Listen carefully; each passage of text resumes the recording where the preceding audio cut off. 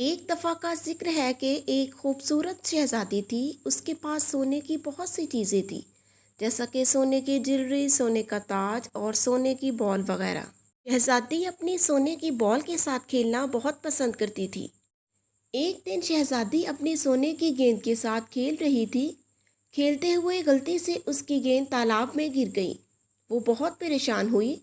وہ سمجھ نہیں پا رہی تھی کہ کیا کرے۔ تبھی پانی سے ایک مینڈک نمودار ہوا۔ مینڈک نے شہزادی سے پوچھا کہ کیا ہوا۔ جب شہزادی نے صورتحال بتائی تو مینڈک نے کہا وہ اس کی مدد کرے گا، لیکن بدلے میں اسے اپنی پلیٹ میں کھانے، اپنے پیالے سے پینے اور 3 رات تک مینڈک کو اپنے تکیے پر سونے کی اجازت دینا ہوگا۔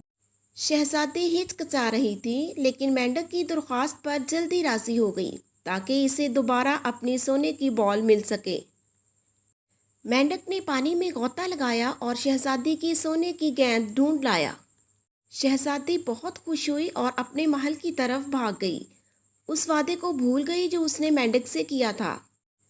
اس رات جب شہزادی رات کا کھانا کھا رہی تھی تو اچانک سے وہی مینڈک نمودار ہوا اور اس نے شہزادی کو اس کا وعدہ یاد دلایا جو اس نے مینڈک سے کیا تھا۔ شہزادی بہت ناخوش ہوئی، لیکن اس نے اپنا وعدہ نبھایا اور مینڈک کو اپنی پلیٹ میں کھانے دیا۔ اس سے اگلی رات بھی ایسا ہی ہوا اور شہزادی دن بدن ناخوش ہوتی جا رہی تھی۔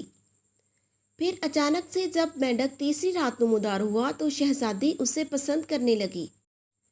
پھر مینڈک ایک خوبصورت شہزادے میں بدل گیا اور اس نے وضاحت کی کہ اسے ایک شرارتی چڑیل نے سزا دی تھی اور اسے ایک مہربان شہزادی ہی آزاد کروا سکتی تھی۔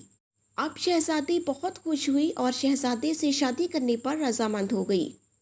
اس کے بعد وہ ہمیشہ خوش و خرم رہتے تھے اور اس واقعے سے شہزادی نے اپنے وعدوں کو نبھانے اور سب کے ساتھ احترام اور حسن سلوک سے پیش آنے کا اہم سبق سیکھ لیا۔ تو پیارے بچوں، اس کہانی سے ہمیں یہ اخلاقی سبق ملتا ہے کہ ہمیں اپنے وعدوں کو پورا کرنا چاہیے اور دوسروں کے ساتھ حسن سلوک اور عزت سے پیش آنا چاہیے، چاہے کوئی دوسرا ہم سے کتنا ہی مختلف کیوں نہ ہو۔ ہم نہیں جانتے کہ نیکی کا پھل ہمیں کب مل جائے۔